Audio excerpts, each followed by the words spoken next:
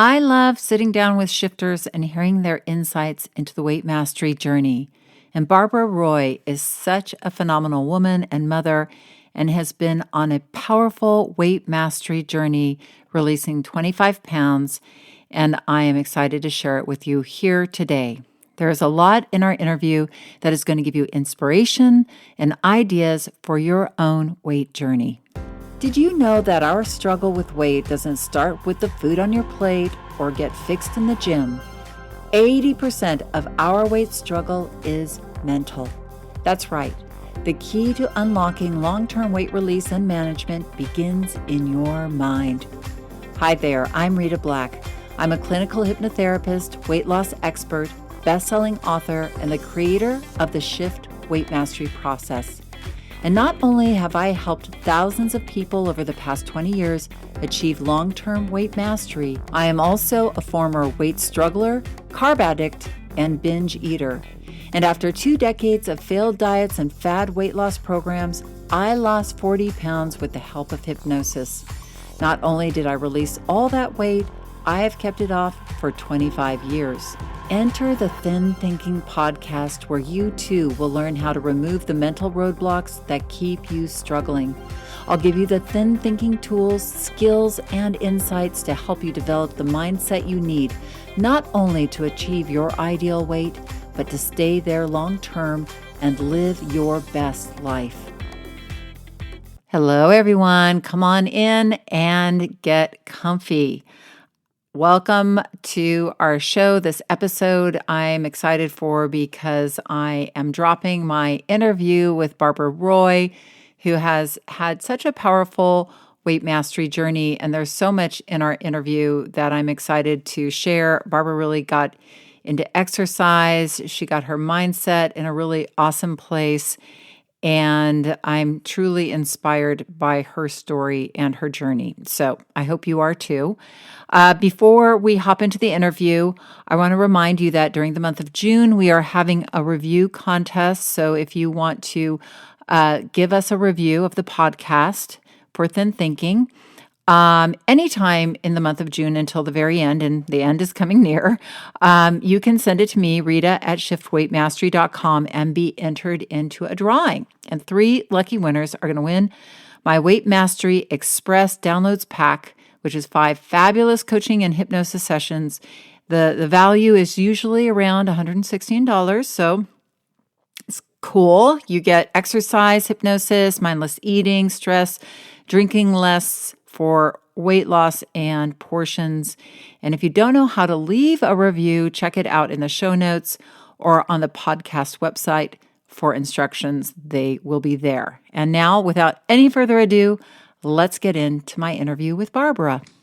Hey, welcome everybody. This is Rita Black, and I am here with Barbara Roy, and this is the Skills of Weight Loss Success series. And I'm super excited because we're really honing in on what are the skills that help people not just take off the weight, but keep it off, but really all that, because there are really specific skills that people develop. I don't think we think about being good on a diet or being bad on a diet, but it's really, I feel like long-term permanent weight management is about developing a skill set and maintaining that. So Barbara, welcome and thank you for being with us today.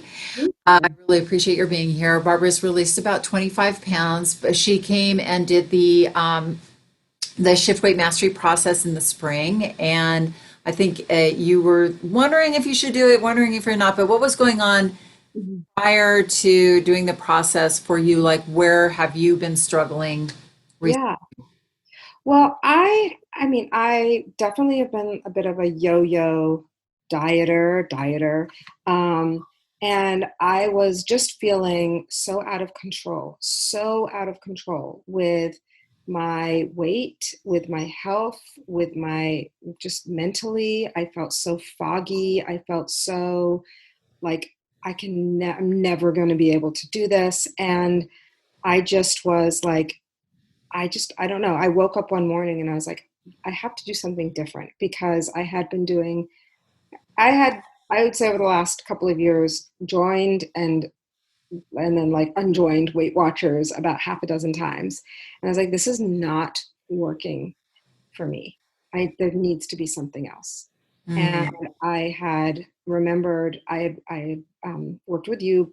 Oh God, it was probably a good 6 or 7 years ago. Yeah, It I was was a going to while say it's ago. more than 5 years ago that we had worked together. Yeah, yeah. And I remember, and I sort of always knew that your process was something that really kind of, it was successful for me back then. Mhm. And it was just like something that just resonated. And I was like, I need something more complete that really focuses not just on the tactical, but really on the emotional and just kind of the whole picture of what it takes to kind of refocus and start to release weight and kind of getting your head, that your mindset, and also just having all of the tools that you need. Okay, well, cool. And so you went through the process. And for you, Barbara, for people who haven't done hypnosis before, like how did the hypnosis help you? Because I think that's the thing, the differentiating factor of the shift weight mastery process. Yeah, We use meditation and hypnosis to help focus the brain and help you get back to yourself. And yeah, yeah. I mean, the hypnosis is really fascinating, actually, because I think that, for a long time, especially when I started with it, I kept thinking, I'm not doing this right, because my mind wouldn't, I was like, I'm not relaxing enough, or I'm yeah, having thoughts that about like, other other things. things, and I'm not doing it right. And I remember in one of our coaching sessions or something, or not a coaching session, but just one of the shift meetings, you had said, there's no wrong way to do it. Just do it. Just keep doing it. And it's okay if other thoughts float in, and, just keep going with it. And Right. the more I found that it's probably similar with meditation too, that the more you do it, or just like anything else, the sort of better you become at it. Yeah. And by better, I mean it it just becomes easier to absorb and to let your mind go, and to absorb the suggestions that are coming through your earbud, and just relaxing into it. And after a while, and it is also extremely relaxing, which is nice too. But it's really interesting to me, because the way it helped me is that I found that the suggestions that come through in the hypnosis at those challenging times in the day, later on in the late afternoon, after dinner, when I feel sort of vulnerable, where I'm likely to go and have a sugary snack or Mhm. salty snack or whatever it may be, it's those suggestions start to kind of seep in and come to the forefront. And it just, for whatever reason, it just made it easier to sort of resist it. And I don't even want to say willpower. It was more just like, it just made it easier to just say, oh, actually, you know what? I think I don't really think I need that. I don't do I really need that ice cream, or would a nice cup of peppermint tea be better for me right now? I think Right. peppermint tea. And like, that used to be something that I would try to tell myself beforehand, and that sort of rebel and inner voice would say, a cup of tea, oh please. You're going to go get the ice cream, just do it. And like, the hypnosis really helped to kind of um, put that voice to bed and just make it easier to make the right choices. I think what you're talking about is really fascinating because I think what you just said was about that rebel Mhm. coach. And I think when there's a term, and maybe you heard it in one of our meetings, but maybe you didn't, called closing the loop. Mhm. What you went through with like talking about like ice cream, peppermint tea, when our dopamine center in our brain gets really excited, like ice cream, ice cream, ice cream, ice cream, right? And that little inner rebel, oh, that's what I want. It's like a child. It's like I've got to have my thing, and I don't want tea. I want Yeah. ice cream.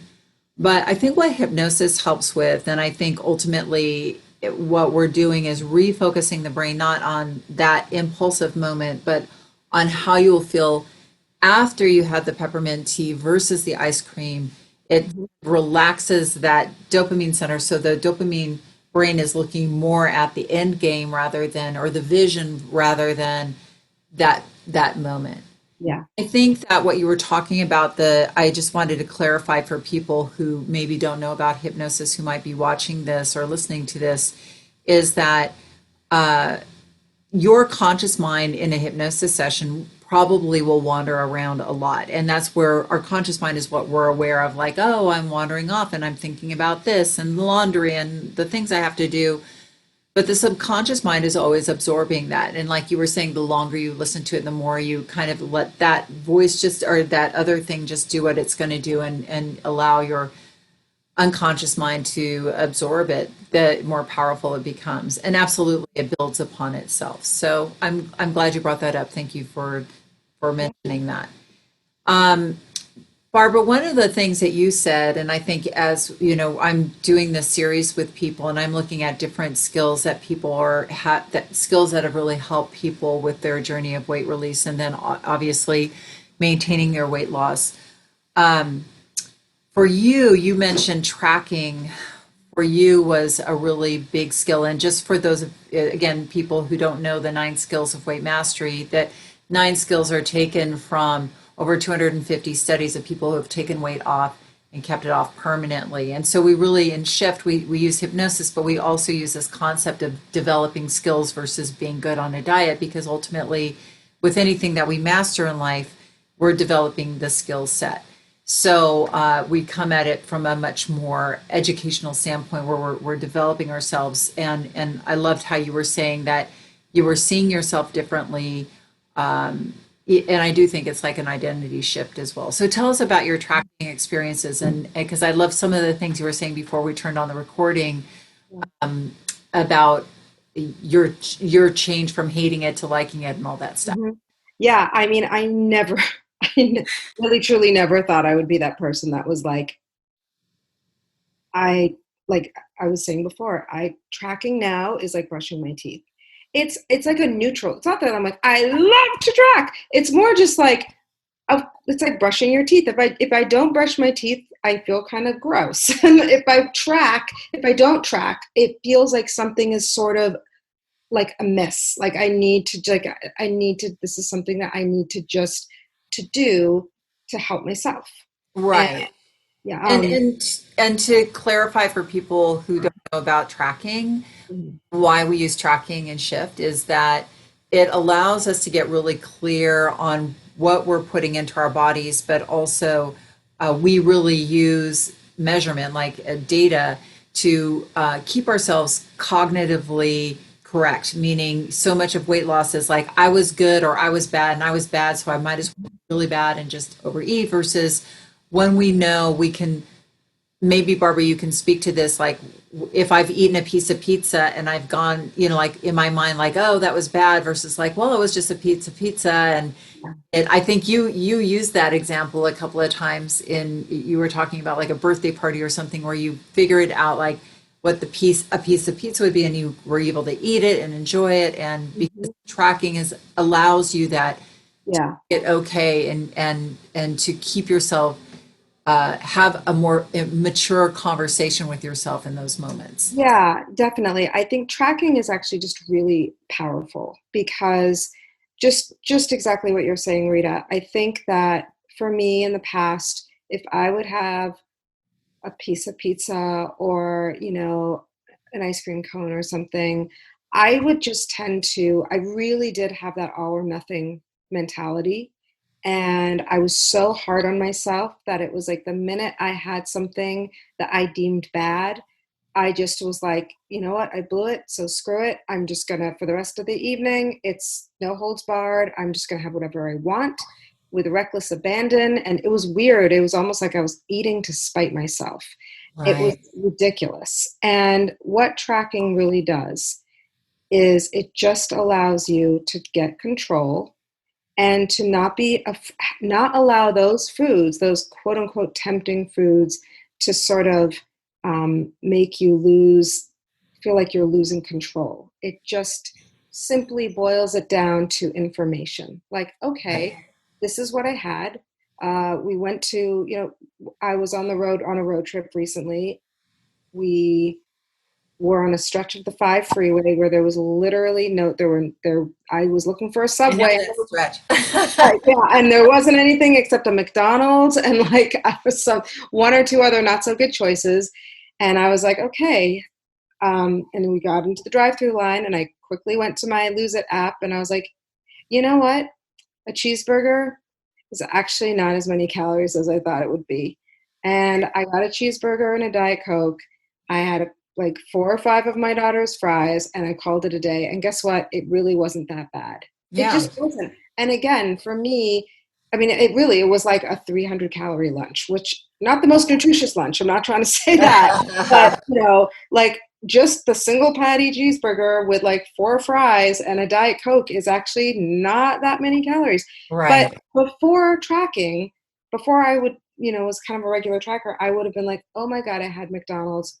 Like I'm here in the drive-through line. I'm gonna get the double Whopper and the large fries, and because I'm doing McDonald's, and I should have just gone to the Whole Foods and been organized, and I would have beaten myself up. And it's so ridiculous because sometimes I mean, yes, of course, planning is always preferable, but sometimes it doesn't happen. And I Yeah. think what's powerful about tracking is that it allows you to kind of be really specific about where you are, what you've had, and it doesn't have to be a drag. It just is what it is. And I think for a long time I used to think it was so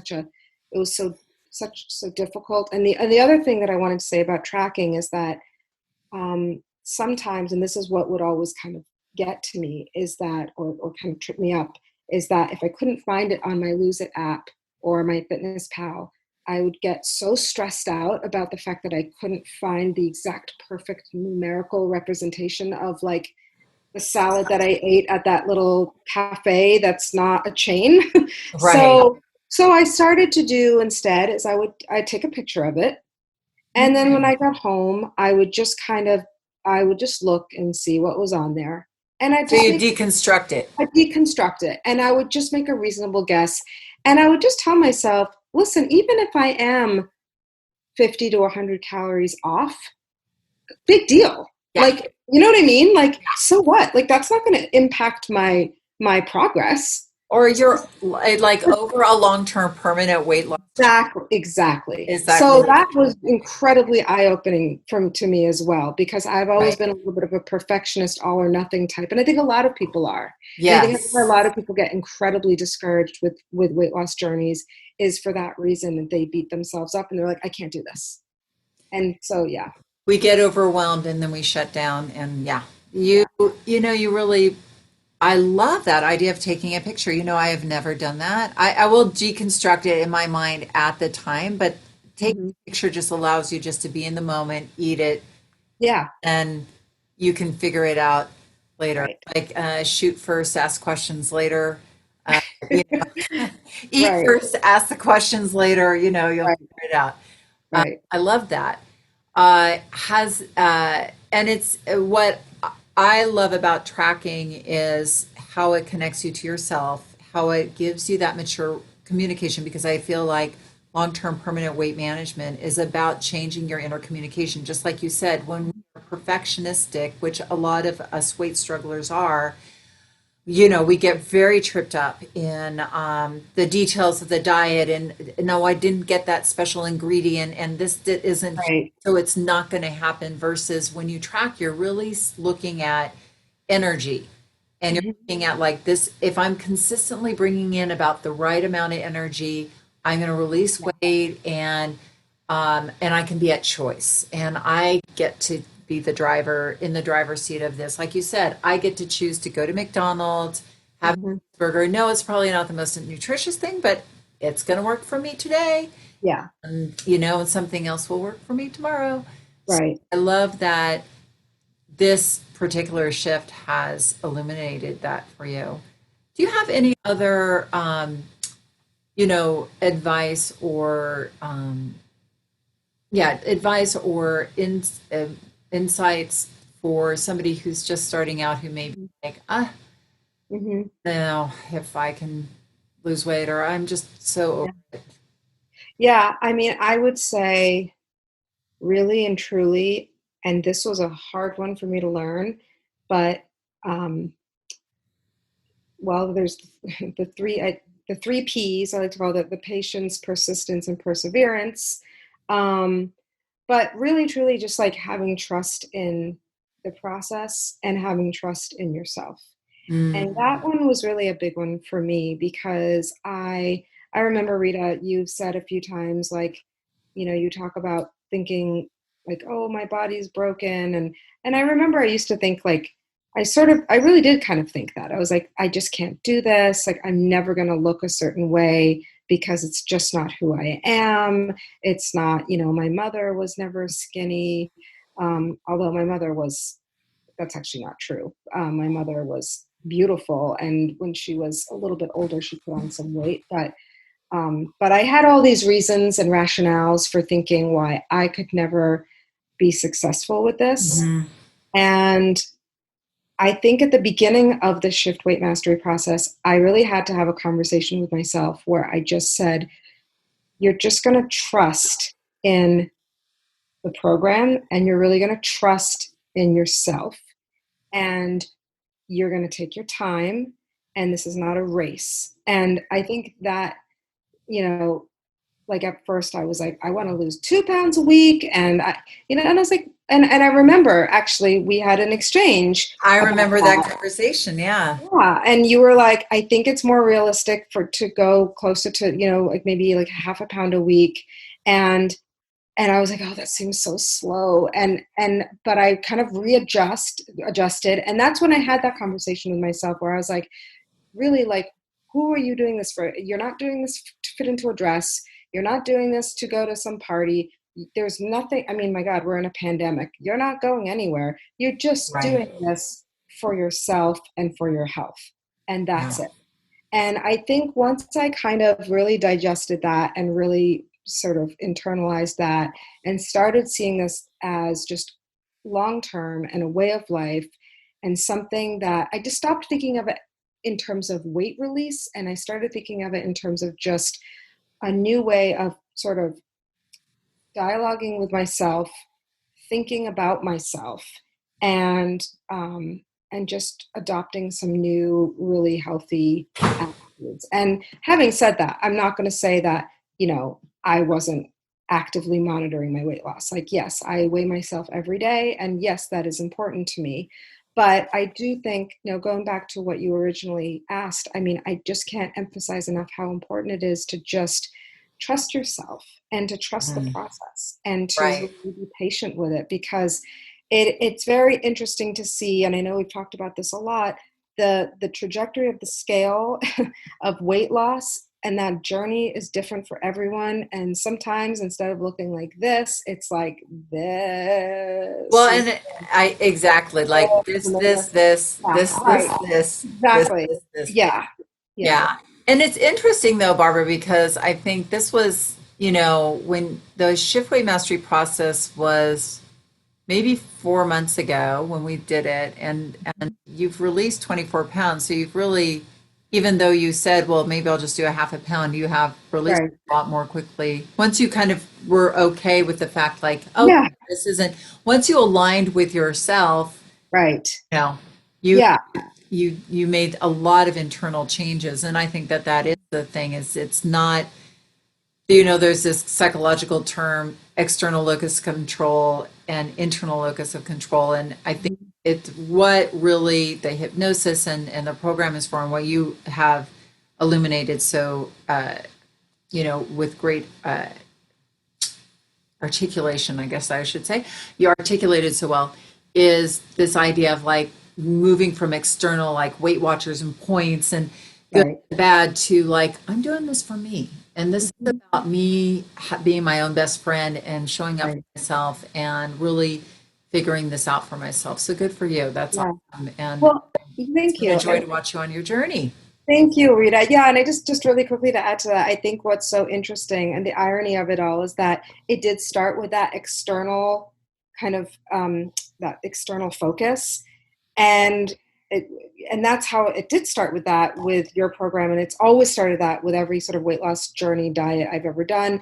But somewhere along the way, early on in the process, it shifted to the internal, and I think that's when the real kind of progress and change started to happen. Yeah. So I just, it does maybe sound from the outset a bit woo woo, but actually when you do start to kind of go a bit deeper and you start to make this about sort of a journey, like an inward journey, I guess, if you will, Yes. that's when the real changes start to happen. Right. That's what I'm finding. So yeah, so thank you for.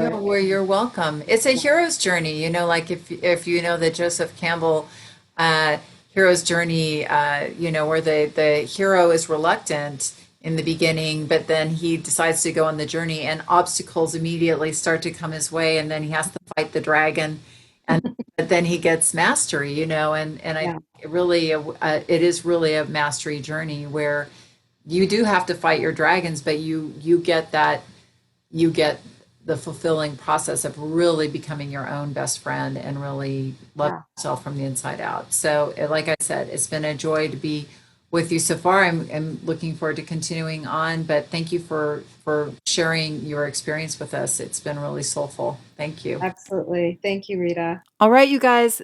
Thank you so much, Barbara, for that amazing interview. That was so great. And I hope you learned something from that. You gleaned something from that you can use in your own weight release journey. Just a final reminder that this is the last week. If you want to give our podcast a review, please do so. Take a screenshot or copy and paste it and send it to me at rita@shiftweightmastery.com, and you will be entered in that drawing. 3 lucky winners are going to win my Weight Mastery downloads pack. And if you aren't quite sure how to write that review, check out the show notes or the podcast website page, and they will be there for you. Have an amazing week, everyone. And remember that the key, and probably the only key, to unlocking the door of the weight struggle is inside you. So keep listening and find it. Have an amazing week, and thank you for being here. You want to dive deeper into the mindset of long-term weight release? Head on over to www.shiftweightmastery.com.